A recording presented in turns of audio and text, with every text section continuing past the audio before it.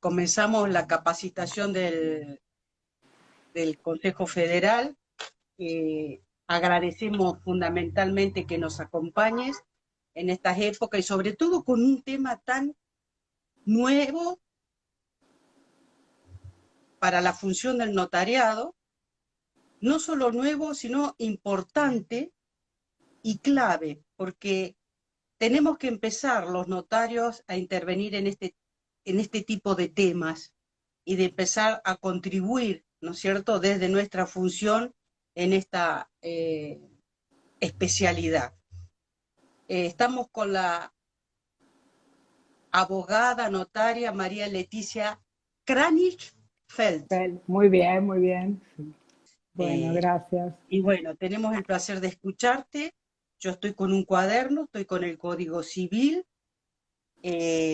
con mi lapicera para tomar nota, para escucharte y aprender. Y agradecerte que nos acompañes, ¿sí? Así Bueno, que la audiencia del Consejo Federal es toda tuya, Leticia. Te escuchamos con bueno, mucha atención. bueno, soy yo la que agradece esta nueva invitación y bueno, vamos a tratar hoy de un tema que creo que nos interesa como notarios y también como eh, personas, ¿no? Como vecinos, como ciudadanos, porque todos nosotros utilizamos el agua es la fuerza motriz de la naturaleza, como decía Leonardo da Vinci, y en este momento, este año tan especial de la pandemia, estamos viendo que lo más efectivo y seguro con lo que contamos es tener agua, ¿no? Para cuidarnos, para higienizarnos, así que bueno, fíjense este año también qué importancia que se le está dando a nivel mundial a todos los recursos naturales en general, pero al agua sobre todo. Así que bueno, vamos a charlar brevemente sobre el derecho ambiental de agua, su incidencia en la actuación notarial. La primera aclaración que quiero hacer es que vamos a hablar del tema de recursos hídricos, o sea, separados por una cuestión metodológica, porque en realidad los recursos naturales sabemos que una de las características que tienen son la interdependencia. Entonces, las normas, las leyes y quien aplica el derecho tiene que saber que no se pueden tratar aislados, sino y siempre en conjunto e interrelacionados. No vamos a tener agua limpia si tenemos el suelo contaminado, el aire y demás. Tanto la Exactamente. interdependencia como la resistencia que oponen los recursos naturales a su utilización. Y eso lo vemos Exactamente. siempre y diariamente con los distintos fenómenos que vamos viendo en la naturaleza. Por más que el ser humano crea que cuenta con todos los medios, con todos los recursos, con toda la tecnología para dominar la naturaleza, permanentemente nos da muestras, ¿no? Y lo vemos con las inundaciones, las sequías, los incendios, incluso qué esfuerzo hay que hacer para digamos, utilizar recursos, que eso lo vemos en la actividad minera, o, por ejemplo, el tema hídrico, cuando se construye un dique, bueno, todo esto que es tan costoso. Como organización, como ejes temáticos, vamos, porque obviamente este tema es inmenso, nos llevaría varias charlas a hablar de recursos hídricos en general, pero vamos a hacer un breve referencia a la normativa, al ordenamiento jurídico en la República Argentina, y una segunda parte que vamos a hablar de como subtemas, porque tiene muchas aristas este tema, pero vamos a hablar de la preservación de las cuencas hídricas, el otorgamiento de derechos sobre aguas a favor de inmuebles, las restricciones al dominio y hacer una breve mención a los aspectos tributarios también, por la participación, por nuestras incumbencias notariales. Y después, por supuesto, dejamos un espacio para consultas, para comentarios, todo lo que quieran aportar, porque, bueno, vamos a ver que son distintas las realidades en las provincias, en las regiones, así que, bueno, todos los comentarios y aportes son bienvenidos. Lo primero que vamos a decir es que el derecho de aguas, que tuvo un desarrollo bastante importante en nuestro país, en los siglos pasados estuvo más vinculado al derecho civil, en todo lo que es respecto al dominio y como restricción al derecho de propiedad del suelo. Tal es así que el Código Civil de Vélez contenía disposiciones y artículos referidos al agua. También el derecho administrativo, en todo lo que respecta a los distintos usos del recurso, las concesiones para su aprovechamiento, pero ya a finales del siglo XX se fusiona con el derecho ambiental. Por eso hoy hablamos de derecho ambiental de aguas. Y inclusive en los últimos años tiene un desarrollo muy importante y se estudia vinculado a los derechos humanos. Sobre todo como, con el reconocimiento del derecho al acceso al agua segura y al saneamiento como un derecho humano fundamental y, y necesario para el cumplimiento de otros derechos humanos, como es el derecho a la vida, a la salud, a la dignidad de las personas. Esto va a ser receptado en los fallos de jurisprudencia, que ahora vamos a mencionar algunos. La regulación jurídica del recurso hídrico en la República Argentina es bastante dispersa, entonces tenemos que ir a distintas fuentes. La primera de ellas es la Constitución y los tratados de derechos humanos con jerarquía constitucional de acuerdo a lo previsto por el artículo 75, inciso 22. Después tenemos leyes ambientales de presupuestos mínimos, que son las que se dictan de acuerdo a lo previsto en el artículo 41 de la Constitución Nacional. También hay acuerdos federales, códigos de fondo, como ya mencionamos, el Código Civil, bueno, actualmente civil y comercial, el Código Penal, también tiene disposiciones respecto a delitos que se cometan, el artículo 200 principalmente, no nos vamos a referir a la materia penal, pero cuando se envenenara el agua y a resultas de eso, o se adulterara y a resultas de eso sufrieran lesiones las personas, puede haber una pena, o sea, hay una pena, se comete un delito, e inclusive si fallece alguien por esa conducta, la pena va a ser, por supuesto, agravada. Y acá hay que remarcar que esos delitos son delitos de peligro, y la reforma, o sea, ya el proyecto de reforma del Código Penal, sí incluye todo un capítulo de delitos ambientales, donde lo que se penarían ya no es, o sea, el bien jurídico protegido no sería solamente la salud, sino proteger al ambiente en general y a los recursos hídricos. Así que bueno, es algo que está en avance y todo hace suponer que, al igual que en otros países del mundo, se va a aprobar para dar un reconocimiento más completo. Bien, además de las convenciones y tratados internacionales que tenemos y rigen en la materia, algunos muy importantes como la Convención del Mar de Jamaica, que no nos vamos a tomar ahora, pero esto que regula todo el tema del mar, y también acuerdos interjurisdiccionales con los países limítrofes, ¿no? Como el caso del Tratado del Río de la Plata y su frente marítimo, o el Tratado del Río Uruguay, que tanto se habló años atrás por el conflicto de las pasteras, que terminó en la Corte Internacional de Justicia, ¿no? Sí. Y además, también la regulación a nivel local, porque las provincias, todas las provincias tienen sus propias normativas respecto a recursos hídricos, algunas muy completas, incluso la Constitución provincial, como el caso de la provincia de Mendoza o la provincia de Santiago del Estero, y otras no tan completo en la Constitución, pero sí en leyes y códigos de agua provinciales. Esta dispersión normativa y aparente superposición de regulaciones genera a veces inconvenientes a la hora de aplicar el derecho, como dijimos. Para resumir, el principio general es que el dominio de las aguas públicas, ahora vamos a ver cuáles son las aguas públicas, pero ya les anticipo que son prácticamente todas, corresponde a los estados provinciales, en virtud de lo establecido en el artículo 124 de la Constitución Nacional, que establece que el dominio originario de los recursos naturales es de las provincias. Por ende, los recursos hídricos como recursos naturales pertenecen a las provincias. La jurisdicción también es de las provincias, porque sabemos que las provincias conservan todo el poder no delegado a la nación, de acuerdo al artículo 121, también de la Constitución. Entonces van a ejercer jurisdicción en todos los usos del agua, que ahora vamos a ver cuáles son, a excepción de lo que concierne a la navegación y al comercio interjurisdiccional, porque eso sí está delegado a la nación por imperio del artículo 75 de la Constitución Nacional, 75, inciso 10 y 18. Eso ya estaba así desde antes de la reforma del 94. Así que bueno, ese es el principio. Para todos los usos del agua, la jurisdicción es provincial, salvo navegación y comercio interjurisdiccional. Ahora, más complejo es el tema cuando pensamos que la mayoría de los recursos hídricos de los ríos, por ejemplo, son compartidos, pertenecen a más de una provincia. Entonces, bueno, acá, exactamente, bueno, ese es justamente el ejemplo, hay que aplicar federalismo de concertación, como se llama, porque cuando no se llega a acuerdos, ocurren controversias interprovinciales, como es el caso del río Atuel, donde La Pampa demandó ante la Corte Suprema a la provincia de Mendoza.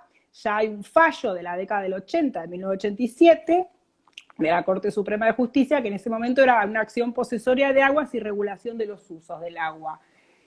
Pero, sin embargo, más recientemente, en el año 2014, La Pampa vuelve a demandar a Mendoza por considerar que parte de su población había sido privada del derecho humano al uso del agua y exigiendo además la reparación del daño ambiental colectivo. Así que vemos que como reglas particulares del derecho ambiental, estamos, la regla del non bis in idem a veces no se aplica al derecho ambiental, porque cuando la problemática sigue, como en este caso, se vuelve, porque por supuesto la provincia de Mendoza opuso la excepción de cosa juzgada.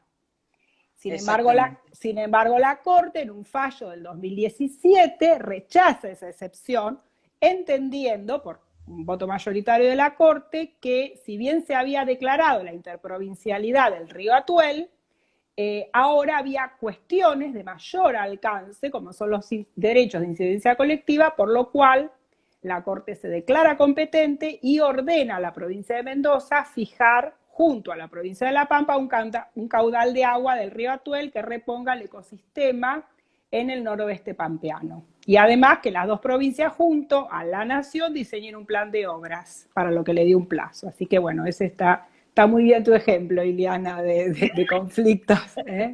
Lo viví porque mi marido la familia es de origen de Mendoza y me ha tocado ir a Mendoza cuando los mendocinos estaban cortando la ruta, y cuando uno va en la ruta hay un gran cartel en la parte de La Pampa, de provincia de La Pampa, donde hace referencia a este conflicto. Bueno, esto se ve y se siente. Bien, ahora después vamos a hablar. En el ambiente se lo siente. Vamos a hablar de provincias donde el agua falta mucho. Exacto, es un recurso muy preciado y que debe ser muy Claro. regulado. Bien. Exactamente. Ahora después vamos a referirnos un poquito más a algo más reciente también en la provincia de Mendoza con la ley 7.722 a fines del año pasado. Bueno, vamos a nombrar las leyes de presupuestos mínimos que tienen, digamos, que se aplican para el tema del agua. Recordemos que las leyes de presupuestos mínimos son las que se dictan de acuerdo a lo establecido en el artículo 41 de la Constitución Nacional, que las dicta el Congreso de la Nación, porque son en el año 94, en la reforma, las provincias hicieron esa delegación a favor de la Nación. Son un piso mínimo uniforme en todo el país de protección y cada provincia la va a complementar según sus realidades climáticas, demográficas, bueno, no es lo mismo, como vos decías, el agua en la provincia de Mendoza que en la provincia de Corrientes, obviamente. Entonces, totalmente. Las leyes de presupuestos mínimos que aplican a la materia son la 25675, que es la Ley General del Ambiente, es una ley marco que fija la política ambiental en toda la nación y enuncia los principios rectores que deberán ser aplicados en la gestión de todos los recursos naturales, entre los que se encuentran los hídricos, por supuesto. También la ley 26331, que es la ley de protección ambiental de los bosques nativos, a la que nos referimos en la charla anterior, incluye los recursos hídricos como uno de los componentes que se interrelacionan conformando los bosques nativos. Y acá vemos la interdependencia de los recursos, ¿no? Que está muy bien receptada en esta ley. Y además enumera, en primer lugar, la regulación hídrica entre los principales servicios ambientales que prestan los bosques, porque sabemos que los bosques regulan, son defensivos contra las inundaciones, bueno, un montón de, ¿no? de servicios ambientales. Exacto, muy importante. Muy importante. Sí. Después, la ley propia del tema agua, que es la 25688, una ley del año 2002, que es el régimen de gestión ambiental de las aguas, que da los presupuestos mínimos ambientales para la preservación, el aprovechamiento y uso racional del recurso. Esta ley define lo que se entiende por agua, es digamos, un concepto amplio porque incluye todos los cursos y cuerpos de agua naturales, artificiales, superficiales, subterráneos, los acuíferos también, los ríos subterráneos e incluso las aguas atmosféricas. O sea, es bien completo. Y también define el concepto de cuenca hídrica. Cuenca hídrica es lo que debe tomarse como unidad de gestión. O sea, no se tiene que tratar al río únicamente, sino toda la cuenca. Y por eso es necesario toda una regulación y además establece que deben conformarse los comités o autoridades de cuenca, cosa que ya existía antes de esta ley. Tenemos muchos comités interjurisdiccionales, como el del río Colorado, el del río Bermejo, la autoridad interjurisdiccional de los ríos Limay, Neuquén, el río Negro, el comité de cuenca del río Salidulce, y el último comité que se conformó, que es la ACUMAR, la Autoridad de Cuenca Matanza Riachuelo, que después nos vamos a referir también un poquito por la importancia que tiene el fallo del Riachuelo. Porque justamente esta autoridad de cuenca se crea a partir de un fallo de la Corte Suprema, ¿no? Del año 2006. Bueno, ya que está, lo menciono ahora para después avanzar. Exactamente. En el año 2004, una señora, Beatriz Mendoza, por eso se llama la causa Mendoza, junto a otro grupo de vecinos de Villa Inflamable, en el DOC Sud, demandan ante la Corte Suprema de Justicia al Estado Nacional, la Ciudad Autónoma de Buenos Aires, la provincia de Buenos Aires y dentro de ella los 14 municipios que componen la cuenca y además a 44 empresas particulares que señalan como responsables de la contaminación.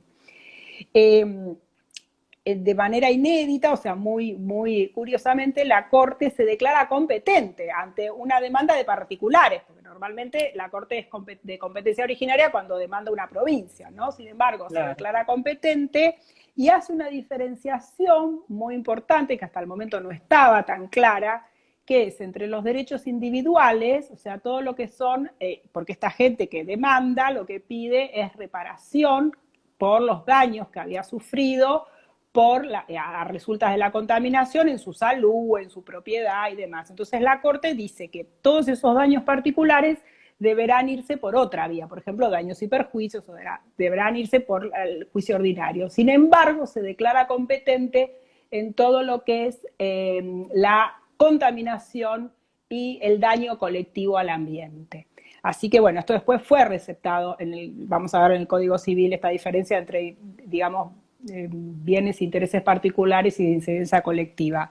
Y lo que hace la Corte es declarar la responsabilidad de los tres gobiernos, nacional, provincial y de la ciudad, para recomponer la cuenca. Entonces, ese mismo año, a fines del 2006, a través de una ley nacional, un proyecto del Poder Ejecutivo, se crea la Autoridad de Cuenca Matanza Riachuelo, la ACUMAR, que todos los notarios que ejercemos en la zona del área metropolitana lo empezamos a conocer porque venían los clientes y nos pedían certificar cuestiones, porque bueno, empezaron a tener todas las empresas y los comercios, empezaron a tener inspecciones de la ACUMAR porque tenía facultad de inspección, incluso superior a con preeminencia a los locales, ¿no? De la ciudad o de la provincia. Entonces, bueno, empezaron a pedirse a las empresas el seguro de incidencia ambiental, que estaba establecido en la Ley General del Ambiente, pero que nadie lo aplicaba, no existía. Entonces, bueno, la autoridad de Cuenca lo empieza a pedir, entonces, bueno, empiezan a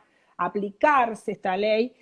El fallo o sea, este es el primer fallo, el 2006. Después en el mismo mega causa, pues una causa gigante que todavía está en etapa de ejecución, en el 2008, la Corte dicta un fallo donde establece que la ACUMAR debe debe ejecutar el cumplimiento del saneamiento y da tres objetivos. Por un lado, la recomposición de la cuenca, por otro lado, la mejora de la calidad de vida de las personas. Estamos hablando de la zona más densamente poblada e industrializada de nuestro país, ¿no?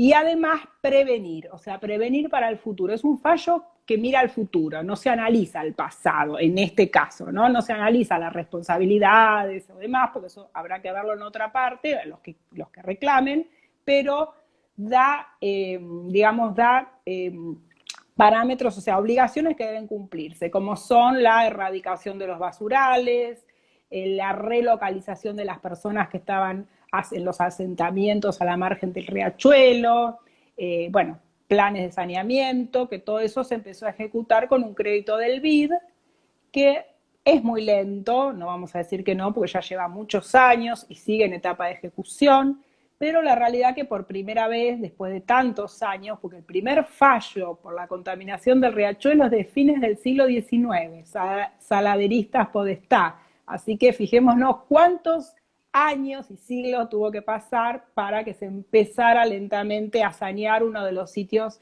más contaminados del mundo, y este programa, este plan de saneamiento es el más importante en Latinoamérica de los últimos 70 años, así que imagínense la magnitud que tiene esto, ¿no? Pero bueno, es un caso que es la causa emblemática de nuestro país a nivel ambiental. Sí, que da origen o empuja un poco a esto de que la creación del ente autárquico, interjurisdiccional de cuencas que se dan en las provincias. Claro, claro, claro, la importancia de tratarlo. Sí. Tengo una consulta, porque en la parte penal que es importante y muy importante, porque incluso mientras te escuchaba en la exposición, yo estaba pensando si cuando se realice un convenio entre empresas en mi zona petroleras, de servicios petroleros, los titulares de las tierras, acá hay muchas servidumbres de todo tipo, tanto de servidumbres hidrocarburíferas como también ¿cómo es? Eléctricas. Sí, electroductos, sí. Electroductos. Y cuando estas empresas no controlan o no realizan bien la instalación o el trabajo o no cumplen con las normas que los obligan a aplicar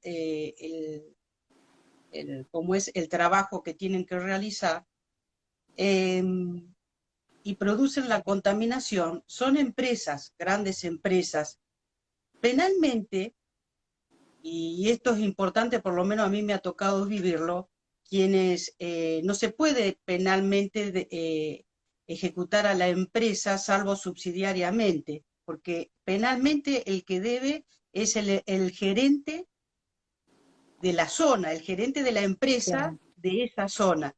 Es de la única manera en que estas empresas empiecen a negociar el restablecimiento de lo que está contaminado, ¿no? Claro, de que la recomposición, la ese es el término, recomposición. sí, la Lo he recomposición. visto en las actas que hemos tenido que hacer en estas zonas, actas que llevan mucho tiempo,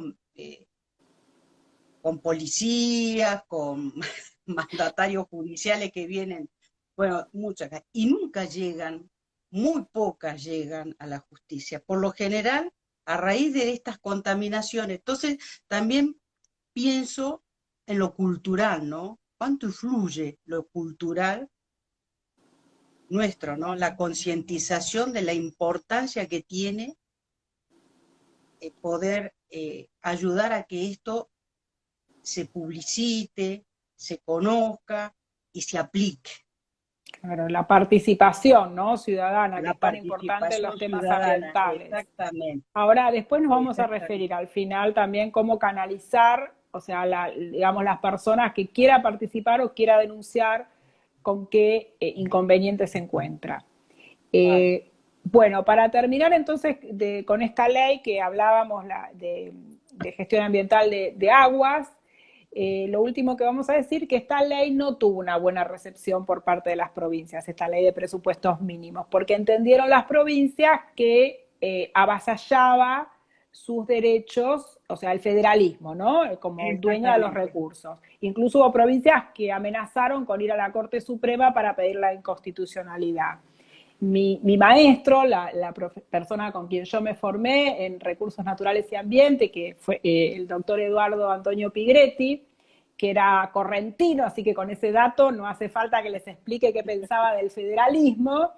Él, cuando se sancionó esta ley, dijo que en realidad, pese a su brevedad, porque es una ley de no muchos artículos, en vez de ser una ley de presupuestos mínimos, era una ley de presupuestos máximos, porque prácticamente, o sea, hacía todo, le decía a las provincias todo lo que tenían que hacer. Pero bueno, ¿cómo se solucionó este tema? La realidad es que esta ley nunca fue reglamentada. Entonces, si bien está vigente en cuanto a los principios, no está operativa.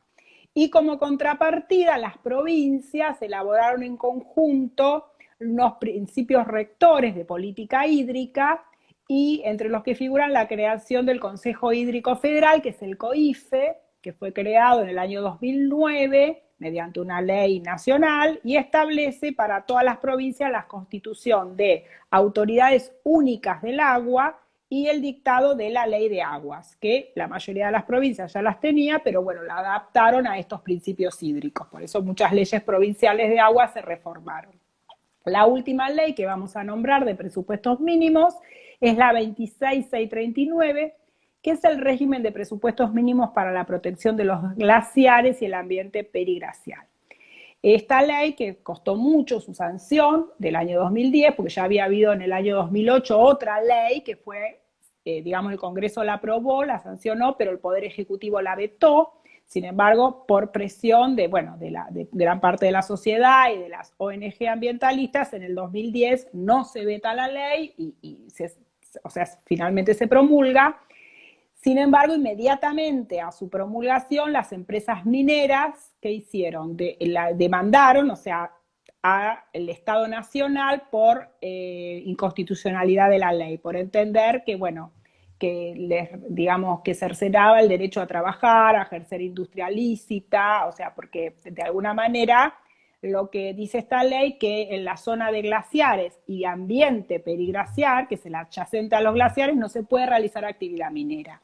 Entonces, bueno, obviamente en una causa que es la Barrick, la empresa Barrick Explotaciones Argentinas SRL, contra el Estado Nacional sobre acción declarativa de inconstitucionalidad, la Corte, en un fallo de 2019, o sea, un fallo reciente, lo que dice es que la cuestión es abstracta, no configura un caso justiciable, así que no le hace lugar al pedido de inconstitucionalidad de la ley.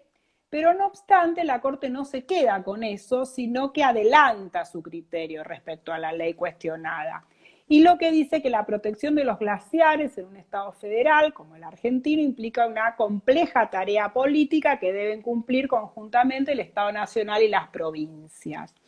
Y además agrega que cuando existen derechos de incidencia colectiva, como es la protección del ambiente, que involucran en este caso la protección de los glaciares como un recurso estratégico, porque sabemos que es reserva de agua dulce y además es regulador del clima también, ¿no? Eso son los que mantienen, o sea, después que digamos que cuando se todo el tema climático y demás, entonces lo que dice es que hay grandes grupos de población que estarían afectadas, y porque se afectaría el recurso estratégico del agua, entonces se debe considerar de manera sistémica la protección de los ecosistemas y la biodiversidad.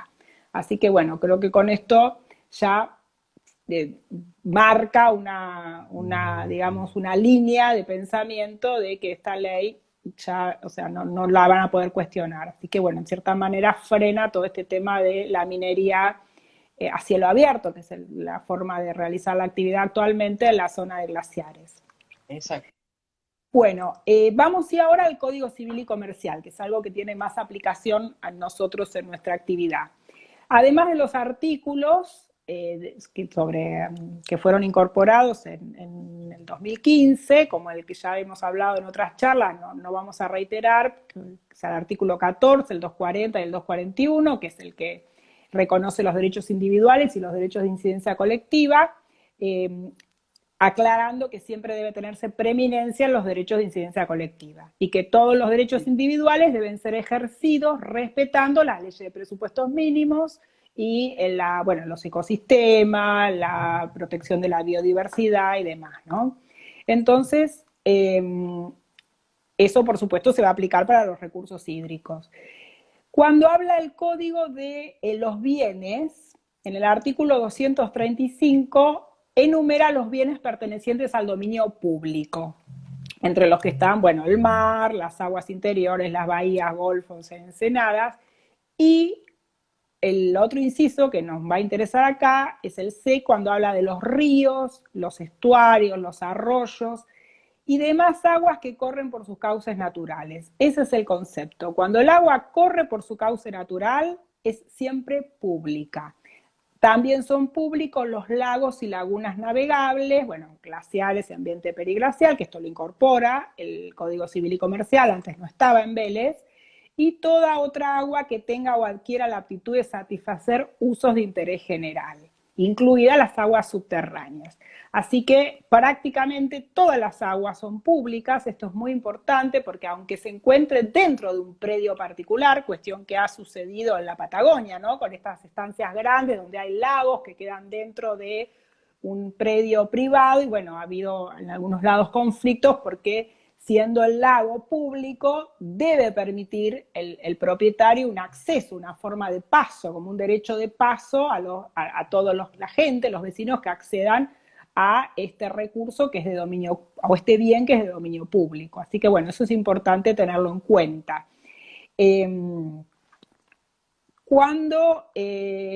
También delimita en este artículo qué es la línea de ribera.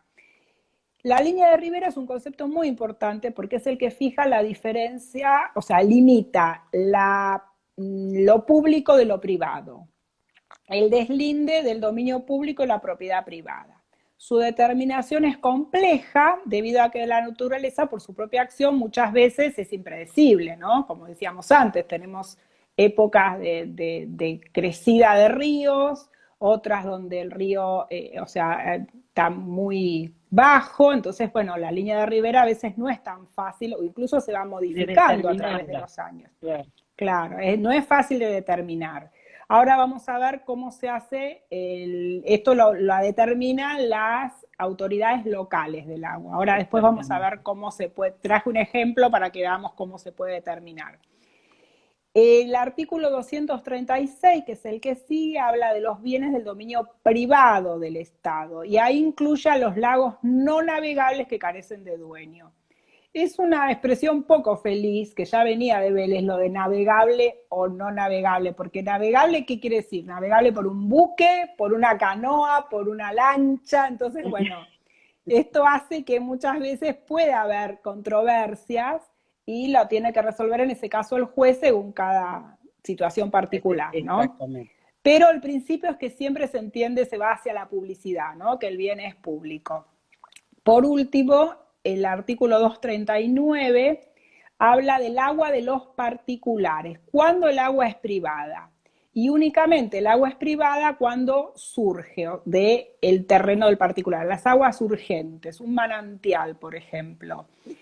El dueño del fondo la puede usar libremente, pero siempre que no forme cauce natural, porque si forma cauce natural ya pasa a ser del dominio público. Y aunque sea particular, lo puede aprovechar, pero siempre sujeto al control y la restricción del interés público, o sea, no la podría degradar, no la podría contaminar y demás.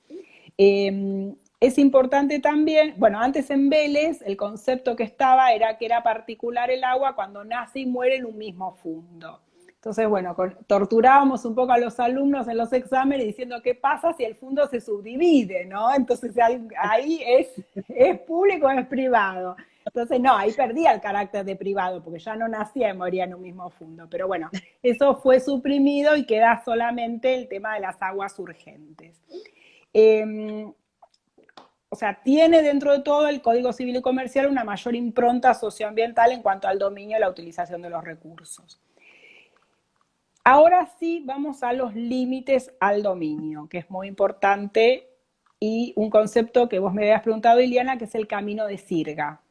Sí. Esto fue también muy bien tratado en el fallo Mendoza, que nombramos antes del caso de Riachuelo, porque la Corte habló específicamente del camino de sirga.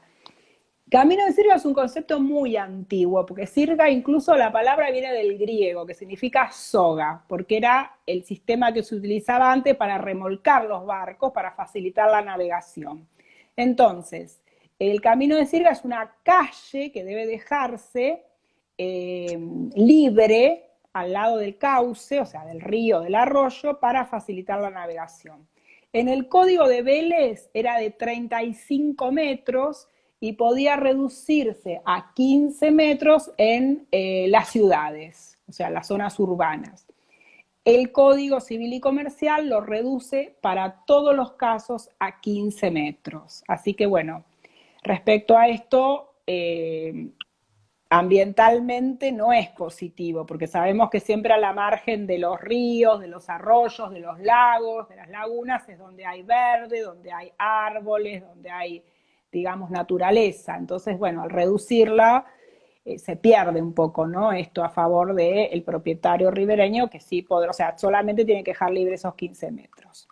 Por Y se último, convierte sí, en un abuso del titular sí, del ribereño, en un abuso de su derecho, ¿no? A la sí, propiedad. Hemos sí. visto, acá es muy común en esta provincia ver el tema de la ocupación, sobre todo frente al lago.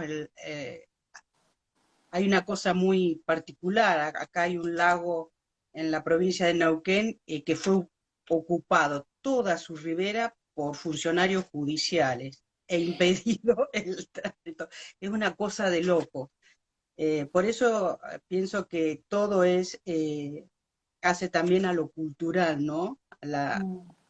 A que tomemos conciencia de la importancia que tiene Sí, porque el incluso tema a de veces cuidar hasta el se agua. alambra, ¿no es cierto? Se alambra y no se puede ni Exactamente, siquiera transitar. cierran y Sí, incluso no se permite el acceso claro. a la orilla, a la ribera, no se permite. Bueno, Y eso es si no, claramente ilegal, ¿no? Eso es ilegal, así totalmente, que se totalmente. hace de Pero bueno, hecho, pero es contrario a la norma. Bueno, exacto. por último, del Código Civil lo que vamos a mencionar son los artículos 1975, o sea, el que siga el camino de sirga, también como restricciones al dominio, que justamente lo que dice es que los dueños de los inmuebles linderos no pueden realizar ninguna obra que altere el curso natural de las aguas, modifique su dirección o velocidad. Solamente pueden poner defensas, ¿no? En el caso, bueno, por inundaciones o Claro, crecidas, pero nada de ello puede. Y en el caso, si alguno de ellos resulta perjudicado por trabajos del ribereño de un tercero, puede remover el obstáculo. Así que, bueno, miren acá si no lo está diciendo la misma norma, ¿no?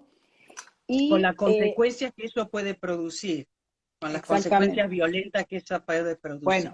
exactamente. Y por último, el último artículo que vamos a mencionar es el 1976, que es la obligación que tiene el propietario del predio de aguas abajo de recibir todo lo que es las aguas, las arenas y piedras que naturalmente se desplazan. Eso no puede negarse a recibirla. Eh, Exacto.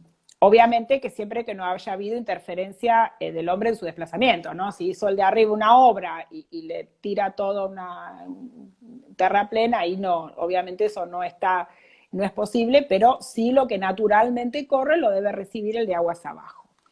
Lo último que vamos a decir del Código Civil y Comercial es que la comisión redactora del Código propuso la inclusión de un artículo específico que reconocía el derecho humano al agua potable para fines vitales.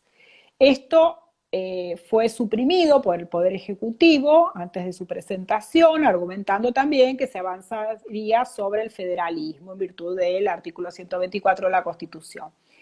Bueno, obviamente no coincidimos con este argumento porque es de alguna manera desconocer la jerarquía de los derechos e incumplir la obligación indelegable del Estado nacional de regular sobre los derechos fundamentales que hacen a la vida de las personas.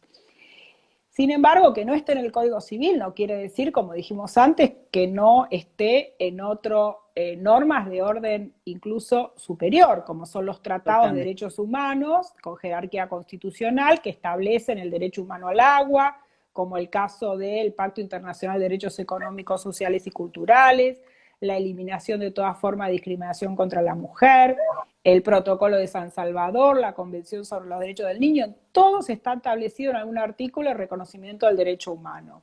Incluso en normas locales también está reconocido, caso de la ley de la provincia de Buenos Aires, que reconoce el acceso al agua potable, hay una ley del año 2016, por ser un derecho humano esencial para la vida. Y además la jurisprudencia en todas las instancias en nuestro país permanentemente dictan fallos donde se reconoce que el servicio de agua potable no se puede cortar, por más que haya leyes o normas locales que digan, bueno, si no pagó 2 facturas, 3 facturas, se lleva al corte, eso no se puede hacer, es inconstitucional, no se puede restringir tampoco, porque, como dijimos, el agua, el derecho humano de acceso al agua no es solamente para beber, sino también para contar con agua segura para la higiene personal, la higiene del hogar, la limpieza de los alimentos que consumimos. Así que, bueno, eso está en todos los órdenes establecido. Inclusive hay un fallo del año 2014 de la Corte Suprema de Justicia de la Nación, que es el caso Kersich, Juan Gabriel, contra Aguas Bonaerenses, Sociedad Anónima. Es un caso que se inició por un amparo que presentaron los vecinos del partido de 9 de julio en la provincia de Buenos Aires, porque el agua que digamos que la empresa prestadora del servicio proveía, ellos demostraron que tenía niveles de arsénico superiores a los establecidos por la Organización Mundial de la Salud, con lo cual se ponía en riesgo la salud de la población.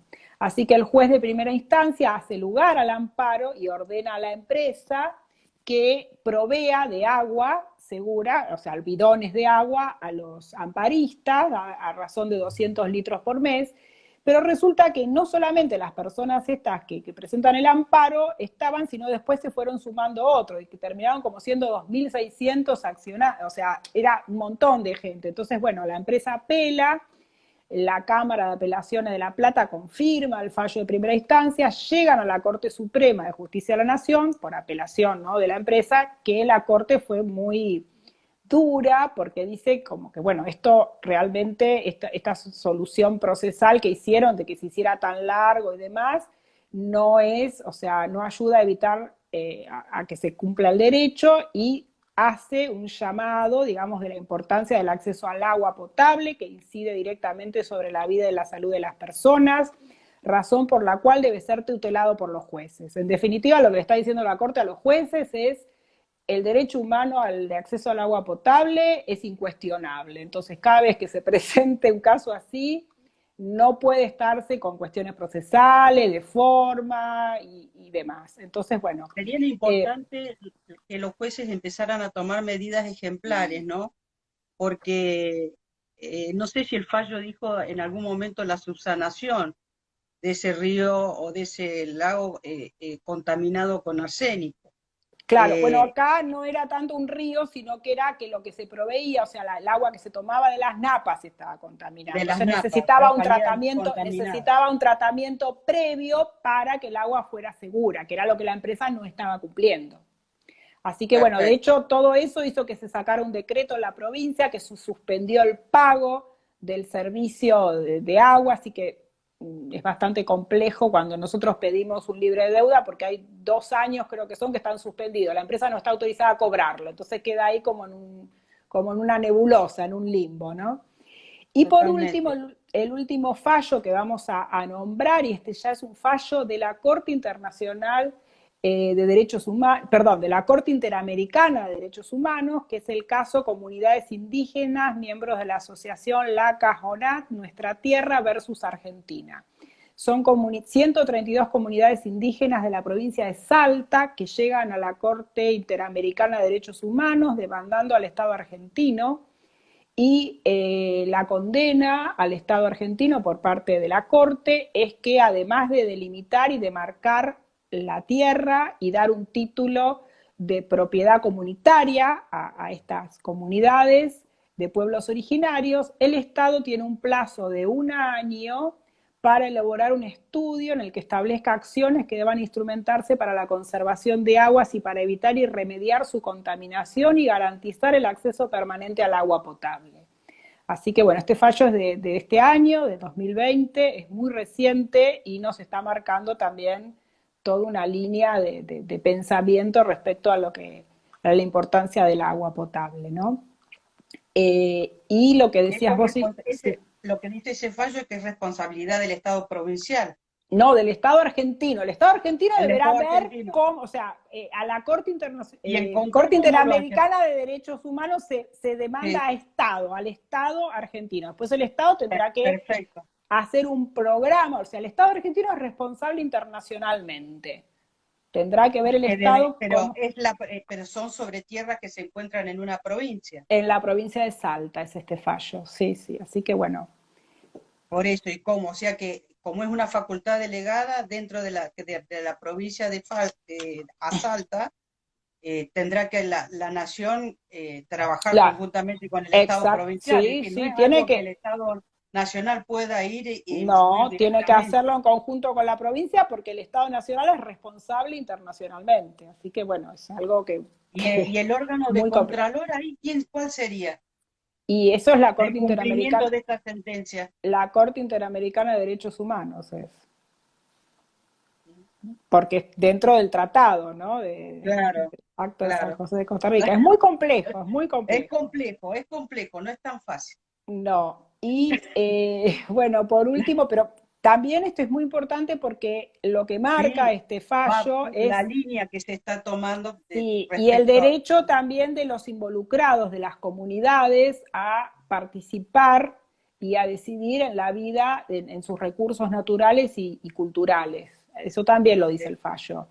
Y bueno, ya tenemos antecedentes a nivel nacional, lo nombramos en las charlas anteriores, por eso no quiero volver a contarlo para no ser reiterativo, que es el caso Majul Julio contra Municipalidad de Pueblo General Belgrano, en la provincia de Entre Ríos, porque se estaba construyendo un barrio náutico en un humedal, y bueno, también una persona inicia un amparo, llega a la Corte Suprema y la Corte aplica en su sentencia principios modernos de derecho ambiental como son indubio pro natura e indubio pro agua, que siempre en caso de duda, o sea, si bien el barrio no estaba terminado, no se sabía si realmente iba a afectar o no, pero hay que aplicar el principio precautorio del derecho ambiental y se suspende la construcción de ese barrio, el loteo.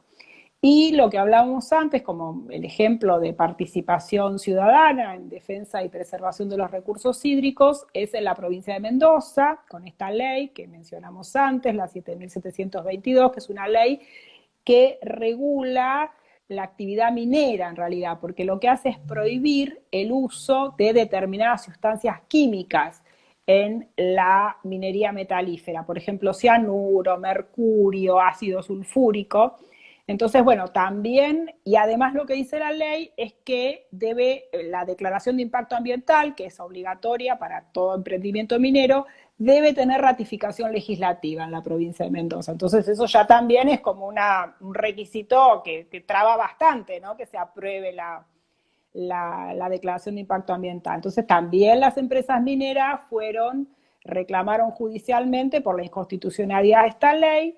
Todas esas causas se acumulan en una causa que se llama Minera del Oeste SRL contra gobierno de la provincia de Mendoza sobre acción de inconstitucionalidad, y el Supremo Tribunal de la provincia de Mendoza falla a favor de la constitucionalidad de la ley, que fue como algo muy celebrado, ¿no? en la provincia, porque en definitiva se da como preeminencia a la preservación de los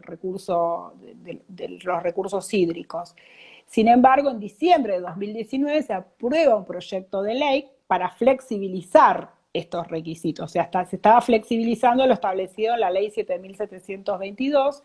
Esto no llega a judicializarse porque se produce que incluso tuvo repercusión en los medios a nivel nacional, ¿no? Bueno, vos que tenés familiares lo habrás escuchado, se hace todo Sí, yo tuve la suerte de estar también en enero en la provincia de Mendoza y era impresionante cómo estaba todos los carteles, hasta, digamos, en todo la ley, digamos, de protección, el agua es vida, o sea, todo muy activo, toda una movilización ciudadana que lo que se logró, que en pocos días el gobernador anuncie que se suspende la reglamentación de esa ley que después fue derogada. Así que permaneció plenamente vigente esta ley de 7.722 que nombramos antes. Bueno, sí, ya para no demorarnos tanto, porque yo sigo hablando, vamos a ver esta parte que es un poco más práctica, que ya es la parte final, que es el otorgamiento de derechos sobre aguas a favor de inmuebles y las restricciones al dominio. Como dijimos, adelantamos antes, todo esto se rige por las leyes de aguas locales. Todas las provincias, ya a partir del siglo XIX, algunas están muy antiguos, tienen sus propios códigos de agua, otros los fueron dictando, y ahí van a regular todo el uso de aguas, que son los usos, el uso doméstico, que es justamente el servicio de agua potable, el uso municipal, que es la descarga de los residuos, Sí. uso agropecuario, industrial, minero, piscícola, recreativo. También las leyes más modernas reconocen el uso terapéutico y también el uso excepcional por parte del Estado, que es cuando el Estado, por caso de fuerza mayor, por ejemplo, no sé, sequías o incluso ahora con el tema de incendios, necesita utilizar aguas, entonces, bueno, a veces puede disminuirse lo que se pone a disposición en las concesiones.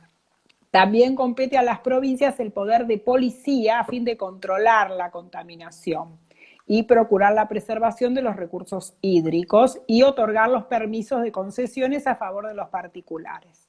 También son las provincias las que van a imponer las tasas y contribuciones especiales.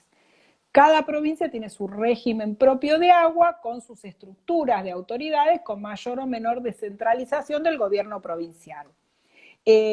Como, digamos, principios, que esto está prácticamente en todas las leyes de agua, es que todas las concesiones y permisos se establecen sin perjuicio de terceros. Y además que no hay responsabilidad del Estado. Por ejemplo, si el recurso disminuye en una época de sequía, el particular no tiene derecho a pedirle una indemnización al Estado por eso. O sea, si, por ejemplo, tiene asignado derecho para riego, derecho de uso de agua para riego, y ese año no hubo suficiente caudal, no es que puede pedir una indemnización. Bueno, en el caso de donde yo ejerzo, que es el que más conozco, obviamente en la provincia de Buenos Aires está la Autoridad del Agua, ADA, son las siglas, y bueno, acá siempre me asesora el ingeniero agrimensor Luca Angioli, que es un fenómeno en todo esto, porque es especialista en todo este tema de aguas, así que él explica que, bueno, acá en provincia de Buenos Aires es obligatorio el estado parcelario, para todas las transmisiones de dominio, y tiene que dejarse constancia en los casos de si por el inmueble hay un curso de agua público, debe dejarse constancia de la línea de ribera. Ahora, ¿qué pasa? A veces la línea de ribera no está definitivamente demarcada. Eso es muy común que suceda, porque en los planos antiguos se dibujaba, se hacía como un croquis de la línea de ribera. Entonces, los agrimensores deben relevar el borde superior de los cursos de agua y esto se establece como línea provisoria de ribera. Entonces vamos a ver en muchos certificados de catastro, eso también pasa en otras provincias, porque he visto en otras provincias que se deja constancia, pero se dice línea provisoria de ribera. Porque en realidad cuando lo fija la autoridad del agua tiene que hacer un estudio más completo, ¿no? Un estudio geomorfológico, como dijimos, y analizar toda la evolución del agua en los últimos años, por lo menos 50 años para atrás, para marcar de forma definitiva la línea de ribera. Entonces, si cuando hacen el estado parcelario, como dijimos, si ya está demarcada la línea de ribera, la dejan establecida, y si no, la marcan provisoriamente los agrimensores. ¿Y qué pasa? Cuando la marcan provisoriamente, por lo menos acá en provincia de Buenos Aires, hay que dejar una franja de 100 metros contados a partir de la línea de ribera provisoria, que no se podrá hacer construcciones, edificaciones, porque como es provisoria justamente no se sabe si esa va a ser la definitiva. Entonces hay que dejar una restricción de 100 metros. Con el tema que también se habló tanto este año, que es la adecuación de los conjuntos inmobiliarios, ¿no? Con esto de que tenían que adecuarse. Eh, bueno, pues sabemos que el Código Civil y Comercial crea la figura de propiedad de PH, propiedad horizontal especial. Entonces, ¿qué pasa? Primero se hace el plano de mensura, donde debe demarcarse de forma provisional, pero después, cuando se va a hacer el loteo, digamos la subdivisión, ahí sí tiene que estar la línea de ribera demarcada y dejarse constancia de todas las restricciones al dominio, ya sea el electroducto, calle pública, ruta, curso de agua. Y bueno, esto es bastante complejo porque a veces la línea de ribera, como dijimos, la tiene que marcar la autoridad del agua. Si no lo hizo, el particular tiene que pedir que lo haga, y si lo pide y no lo hace, por lo menos en provincia de Buenos Aires, si no lo hace en 3 meses, puede concurrir a al juez para que el juez lo delimite, ¿no? Porque a veces lo quieren tener delimitado para 100 metros es mucho, ¿no? Entonces quieren que esté la línea de ribera marcada. Y con el tema de las tasas por servicios sanitarios, vamos a ver que hay distintos tipos de tasa. Una es la de servicio sanitario por provisión de agua, el agua potable o agua corriente, como se le llama, y cloacas. Después están las tasas por inspección de funcionamiento y control de calidad de efluente, o sea, la tasa por vertidos que hacen las industrias. Tienen que pagar, porque se aplica el principio contaminador-pagador. Esto no quiere decir que puedan vertir efluentes sin tratar, o sea, aunque Exactamente. viertan efluentes, porque siempre, aunque sean tratados, van a tener una incidencia en el ambiente. Por ejemplo, el tema de la temperatura, ¿no? La industria usa el agua y a lo mejor cuando la vierte puede ya cambia la condición del agua. Y bueno, a veces esto es bastante complejo porque hay lugares donde incluso los municipios cobran una tasa por servicios sanitarios que a lo mejor no lo prestan. Entonces, bueno, a veces esas tasas, creo que en la provincia de Córdoba tengo entendido que se cobra también tasas por temas sanitarios, que en realidad es para realizar obras. Bueno, si es para realizar obras tendría, ¿no?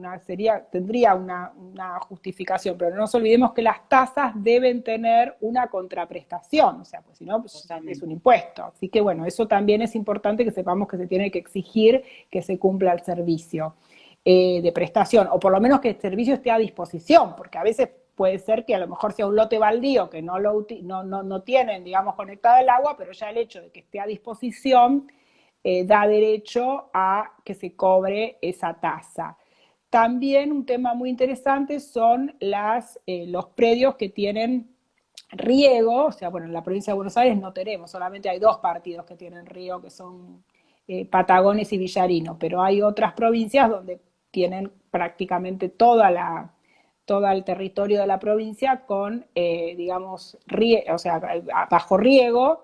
Incluso muchas aplican el sistema de turnos, porque cuando el agua no es, o el caudal de agua no es suficiente, entonces se establece este sistema de turnos. Yo me acuerdo una vez que tuve oportunidad de ir a la provincia de La Rioja y hablamos con un funcionario que se llaman repartidores, que por lo menos en ese momento eran los que se encargaban de controlar que se respeten estos sistemas de turnos.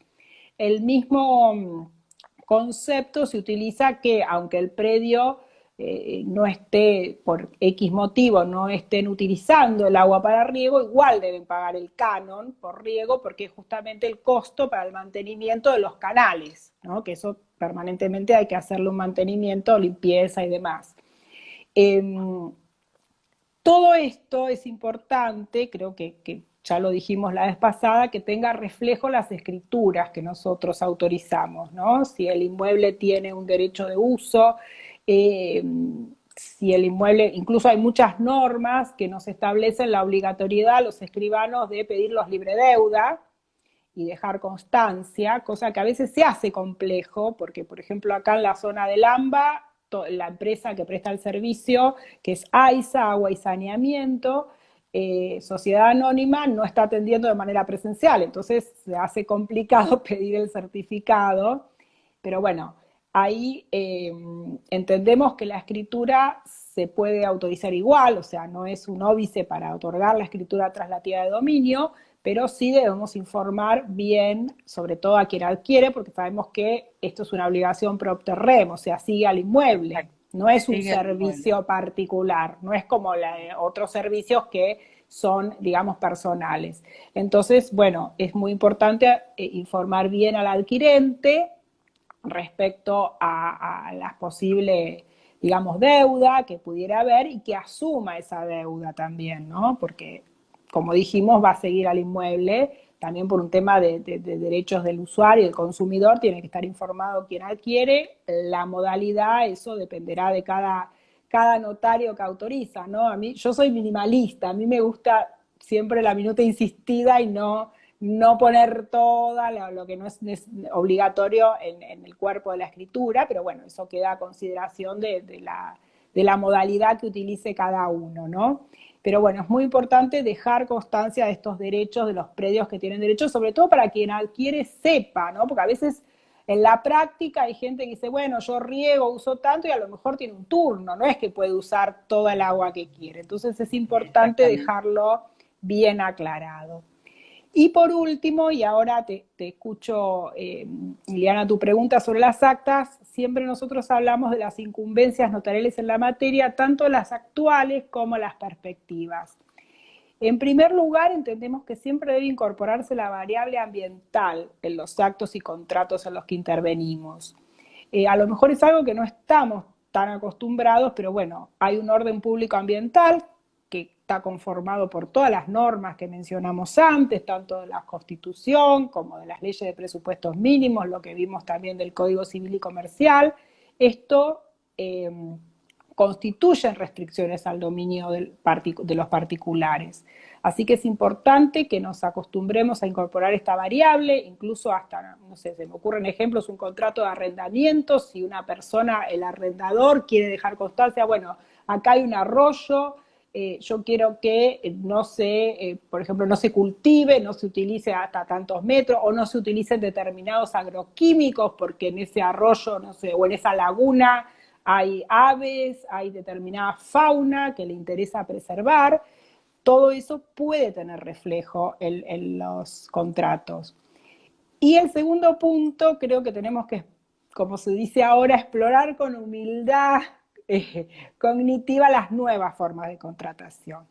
Porque tenemos los notarios un desafío muy importante por delante, que es adoptar novedosas formas contractuales, como por ejemplo las servidumbres ecológicas. Nosotros estamos acostumbrados a las servidumbres donde hay un fundo dominante, un fundo sirviente. Pero las servidumbres ecológicas no hay un fundo dominante. Es el caso de que una persona voluntariamente quiera limitar su dominio con fines conservacionistas o incluso dejarlo establecido para el futuro, en su testamento. Y esto va a tener un plazo, la restricción al dominio no tiene un plazo, y en definitiva lo está haciendo en interés del bien común. Así que bueno, son desafíos que se nos presentan. En nuestro país no tiene recepción normativa por ejemplo, las reservas particulares. Sin embargo, hay más de 150 predios afectados a reservas particulares, que muchas veces se hacen a través de, o con convenios con ONG, como Fundación Vida Silvestre o demás.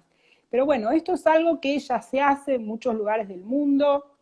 También estar preparados para contratos, como por ejemplo lo de bioprospección, que es cuando se, digamos, se investiga tanto, o sea, los bienes de la naturaleza, los bienes genéticos también, cómo encuadrarlo, cuáles son las restricciones. Hay muchísimas cuestiones que van a ir avanzando, nos guste a muchos o no nos guste.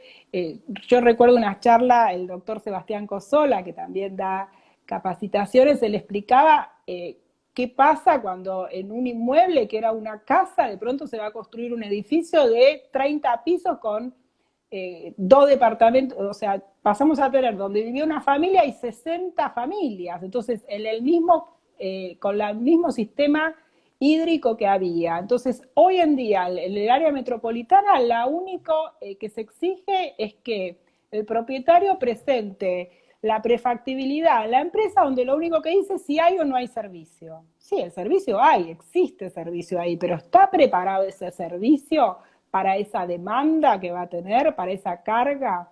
A mí me ha tocado intervenir en actas de constatación sola, en edificios nuevos, como se dice, lujosos o demás suntuarios, donde directamente tenían que poner una tabla en la planta baja donde había que pasar porque había una fuente que se formaba ahí porque rebalsaba y era, no vamos a decir que era un manantial de agua, sino que era agua servida. Entonces, todo eso genera un montón de conflictos, ¿no? Que después, en definitiva, la gente a lo mejor cuando compra esa unidad nueva, estrenar, tan lindo, todo, no piensa en esto que después genera un montón de problemas, juicio con las constructoras ya no existen más porque son sociedades que se disolvieron, que se liquidaron, así que bueno, son todas problemáticas que tenemos que empezar a abordar. Y por último, sí, las actas de constatación y comprobación en cuestiones de contaminación, tanto para los afectados, para la gente que nos requiere, como también para las empresas que quieren hacer las cosas bien.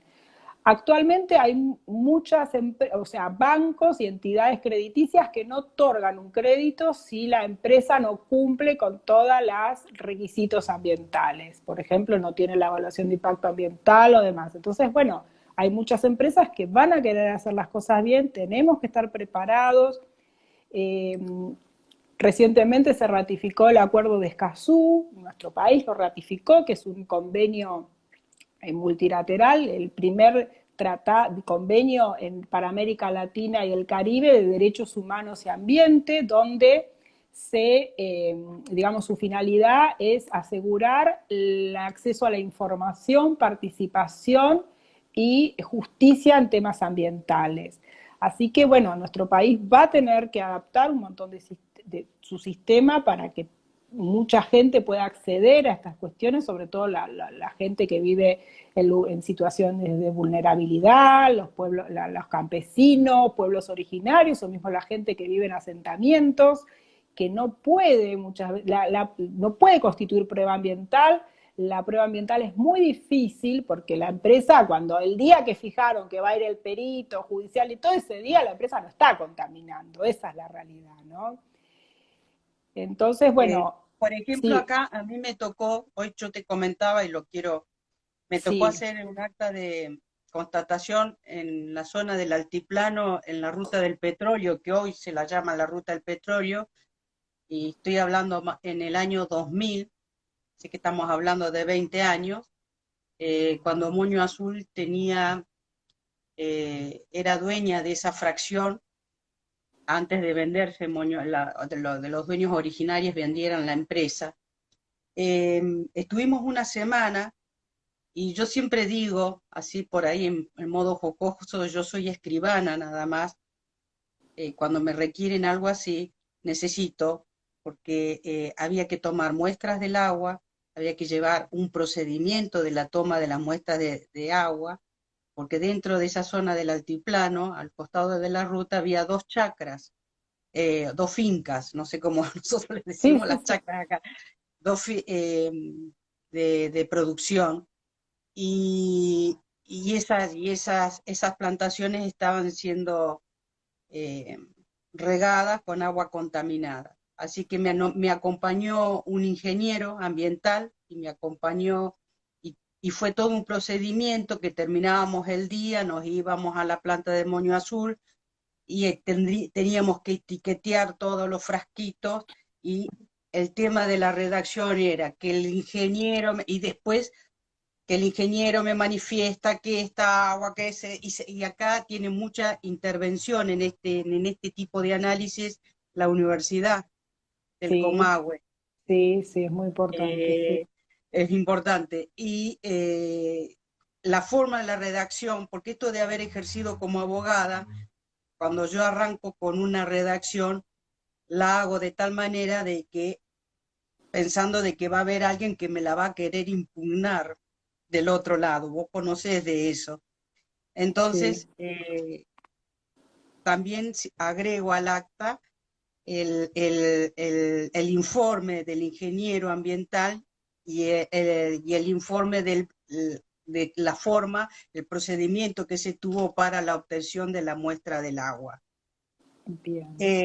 La pregunta a veces es, ¿cuánto tiempo uno en la escribanía, el notario debe conservar esas muestras del agua, porque eso fue lo que me pasó en esa época. Yo la tuve 10 años, nada Uf, más. claro, bueno, es un montón. Lo que pasa que, bueno, a veces también la Como la conservación, factura, ¿viste? Uno sí, a los 10 años prescribió. No, lo que pasa que a veces tampoco las tenemos que conservar porque la forma de conservarla necesita determinadas condiciones. Capaz que tiene que estar a Claro. determinada temperatura, en determinado lugar, no puede tener, digamos, estar al En sol. ese Entonces, momento, ¿viste? Por ahí la falta de experiencia, de conocimiento, yo digo, bueno, ya teníamos, la gente ya tenía el informe de la universidad, todo. Pero bueno, claro, uno siempre no, está pendiente del está bien. Bueno, cuestionamiento eso hay que ver cada en caso sede particular. judicial, Yo tuve un caso en estaciones de servicio en donde, bueno, estaciones de servicio. se cerraban las estaciones de servicio y curiosamente quien requería el acta de constatación no era el dueño del inmueble, sino la petrolera, porque ellos vienen de afuera, entonces están acostumbrados a que después pueden tener responsabilidad, entonces quieren cubrirse para evitar cualquier tipo de conflicto a futuro y no conservé las muestras del líquido que se tomaba, de los tanques, sino que, o sea, certifiqué hasta el momento que eso llega al laboratorio. Entonces, bueno, una vez que ya llegó al laboratorio, ya para el análisis está ahí terminó, digamos, La la intervención actuación, del la notario, claro, intervención. Ya después era el laboratorio el que emitía digamos, la el parte, resultado. el Sí. técnico, exactamente. Eh, necesitamos de alguna manera, esto creo que nos tenemos que poner a trabajar como los colegios notariales y como institución de realizar convenios, ¿no? Con las autoridades, ya sea las autoridades administrativas, también judiciales, así como nosotros intervenimos como peritos notarios para cuestiones civiles o comerciales, también lo podemos hacer en cuestiones ambientales y bueno, creo que esto es algo que se viene. Eh, actualmente el derecho ambiental está avanzando tanto que ya hay, o sea, la, se reconocen personalidad jurídica y derechos a un río, por ejemplo, a un páramo. Y esto hay jurisprudencia en muchos países, en Nueva Sí. Zelanda, en la India, en Colombia. Yo sé que más de uno debe estar escuchando y debe decir, bueno, pero esta escribana está hablando de una saga del Señor de los Anillos, ¿no? De algo Bueno, que pero parece se que es, reconoce persona a alguien que no es humano. Ya tenemos un sí, fallo acá sí, en el fallo de Argentina. la orangutana Sandra, que estaba en el Exactamente. zoológico de Buenos Aires, que se reconoce como un ser sintiente, como persona no humana, por lo cual es digna, o sea, se le reconoce derechos y se le reconoció que no podía ser tratado como un objeto, ¿no? Es un poco, bueno, la naturaleza, como decía Eduardo Galeano, es objeto, pero quiere ser sujeto. Y hacia eso vamos, hacia eso va el mundo. Y bueno, yo creo que, no quiero parecer una predicadora, pero realmente los notarios y las notarias que estemos en condiciones físicas de salud de hacerlo, tenemos que sacar del cajón de nuestros escritorios la cartuchera con las balas de plata, tenemos que cargarnos al hombro esta herramienta tan eficaz que es la posibilidad de dar fe pública y atender todos estos requerimientos, como decíamos, de las personas, de los afectados, de las empresas, bueno, porque en definitiva no solamente nos interesan como profesionales, sino también porque somos nosotros los que estamos viviendo en ese ambiente, ¿no? Entender No, que y la aparte, naturaleza, sí, como vos decís, Leticia, eh, nos tenemos que ir ayornando a estas cosas. Yo me estaba acordando cuando se crea no, se hace el Chocón, la represa El Chocón. sí, Acá se pierde en el camino que a todos, sobre todo a los porteños les gusta, que es bellísimo, que es el Valle Encantado. A raíz de la represa del Chocón, el Valle Encantado quedó casi la mitad bajo agua. inundado, No claro. todos lo saben, casi la mitad bajo agua. ¿qué hizo la provincia de Neuquén? De su parte, lo que hizo, y de ahí se formó Corfone, que es del Estado provincial, y se hizo una forestación pública para ir recuperando, aunque sea parte de eso que fue bajo agua. Claro, Eh, compensar, digamos, que eso te utiliza compensar un en poco todo derecho aquello ambiental que, también, ¿no? exacto, Compensar lo que, y bueno, que bueno, hubo que y en aquella utilizarlo. época, Sí, si en aquella época, y porque estamos hablando, yo era chica, sí que estamos hablando de 50 años atrás, en aquella época se lo miró desde esa manera, eh, porque era un paisaje bellísimo, más bello de lo que es ahora. Lo tengo filmado en una Super 8 para que qué se lindo. imaginan todo esto que los escribanos nos vamos a tener que ir ayornando, eh, como nos dijo una colega de acá de la provincia de Río Negro, empezar a embarrarnos un poquito los pies y a intervenir en estas cosas, y tener que ayornarnos, ya sea con las distintas leyes y, ¿por qué no hacer un aporte desde lo jurídico para que se empiecen a cubrir y se empiecen a aplicar desde lo notarial distintas técnicas de cláusulas en los contratos para poder cuidar nuestra naturaleza, ¿no? Así es, Ileana. Yo creo que creo yo no, muchos creemos que así como el siglo XX fue el siglo de la consolidación de los derechos humanos, que es el respeto del ser humano por el ser humano, el siglo XXI es el siglo en que se va a consolidar el derecho ambiental, que es el respeto del ser humano por la naturaleza.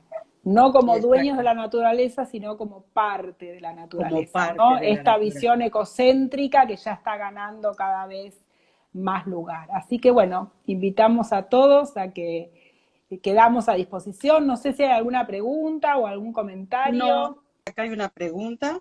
Buenas tardes, es una consulta como ciudadana. En mi pueblo tenemos una pequeña laguna, de un lado con parrillas de uso municipal y en su mayor extensión sobre costas adyacentes con asentamientos, construcciones que vierten sus aguas, doméstica al espejo de agua, instalaciones en el agua misma, destrucción de la flora propia del lugar, con presencia cada vez mayor de ladrilleros que sacan con motores el agua de allí, haciendo canales, destruyendo todo como es su actividad. Nadie hace nada. Hablé verbalmente con autoridades locales porque permiten que se asienten allí y realmente no les interesa. El avance es de hace años, pero en estos 7 meses fue brutal. No solo por la deforestación, sino por la sequía reinante hace un año en Chaco. Quedó mucho terreno que siempre estaba cubierto con sus aguas, seco, y empiezan a tomar ese territorio con interés particular. Lo único que me queda es presentar un amparo ambiental. La Sí. laguna es además patrimonio natural reconocido en la Carta Orgánica Local, pero su protección es nula. ¿Contra quién los dirijo? Y tengo esperanza de tener y recomponer esta situación. Es la pregunta de la escribana de la localidad de General San Martín, Chaco. Bueno, le agradecemos a la colega y sí, Te lo que le hizo todo un recomendamos, recuento. o sea, siempre es recomendable tener algún tipo de denuncia administrativa, ¿no? Que haya realizado para tener documentación como para fundamentar la acción de amparo cuando presente. Y toda la prueba, por supuesto, un acta notarial de toda esta situación, con fotografías, con incluso hasta con testigos que también avalen esto, es muy importante, y hacer una acción de amparo la va a tener que presentar ante el tribunal, o sea, los tribunales locales, ¿no? Seguramente en Chaco debe estar el fuero contencioso administrativo. Ahí es donde se tramitan las cuestiones ambientales, porque no todas las provincias, o sea, por el momento la única provincia que tiene instaurado tribunales ambientales, porque todas estas cosas serían para que los dirima un tribunal ambiental, es la provincia de Jujuy, que ya tiene tribunal ambiental que funciona. La provincia de Santiago del Estero tiene una ley donde establece tribunal de tierras para cuestiones de tierras y ambiente, pero todavía no está operativa. Sí, una ley que lo crea. Así que bueno, el proyecto y lo que se establece, que hay muchísimos proyectos para instaurar tribunales ambientales en muchas jurisdicciones e inclusive proyectos para que haya tribunales federales ambientales, para todas las cuestiones federales que involucran al ambiente, que entendemos que eso es lo que se va a venir. Pero bueno, mientras eso no exista, lo va a tener que presentar si hay fuero contencioso administrativo y si no en el civil y comercial o hasta en juzgado de paz, porque en realidad todos los jueces pueden ser competentes en Tienen que cuestiones intervenir ambientales. ante un Tienen que amparo. intervenir. Incluso lo que dice la Ley General del Ambiente, que el juez tiene que tener un rol muy activo, aunque no, o sea, además de intervenir puede, aunque no se le pida, puede dictar una cautelar. Siempre es recomendable pedir como medida cautelar, ¿no?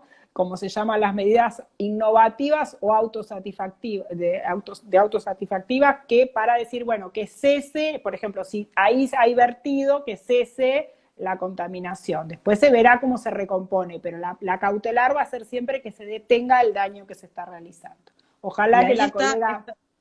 Lo pueda, pero ahí está nuestra participación como notarios, por supuesto, sí, sí, en sí, defensa sí. de esto, porque con una acta completa, con un acta de constatación completa, se presente ese amparo, el juez ya puede inmediatamente, aparte de él establecer otras medidas, ya tiene un medio fehaciente de cómo están la situación como para poder decidir en consecuencia de forma inmediata. Sí, sí, sí, hay muchas Por eso está causas ambientales importante. que se presentaron con actas notariales y han tenido muy buena recepción por parte de los jueces. Así que bueno, Exactamente. ojalá lo pueda hacer. Bueno, Ileana, la Bueno, verdad que es un Leticia, placer, encantada, un gusto haber compartido esta tarde y bueno, ojalá sea el inicio de muchas charlas más y de interés de todo el notariado para el que quedamos a disposición en las cuestiones ambientales y de recursos naturales. no, Un nos vas a cariño tener que grande, acompañar para ayudar, para seguir construyendo desde la intervención nuestra y te agradecemos desde el federal este acompañamiento en estas capacitaciones y sobre todo en estos temas que son tan importantes, tan importantes. bueno. Así que Bueno, gracias agradecerte y un saludo para y todos los que nos acompañaron y los que escuchan después, porque como esto después queda para muchos, a lo mejor no pueden por horarios, ahora que ya empezamos con más actividad también, ¿no? Así exactamente. que bueno, quedamos a Bueno, disposición. Un gusto el para Consejo todos, Federal, cariños, ¿eh? igualmente, el Consejo Federal presente. Gracias. Bueno, Chao. gracias, cariños. Cariño.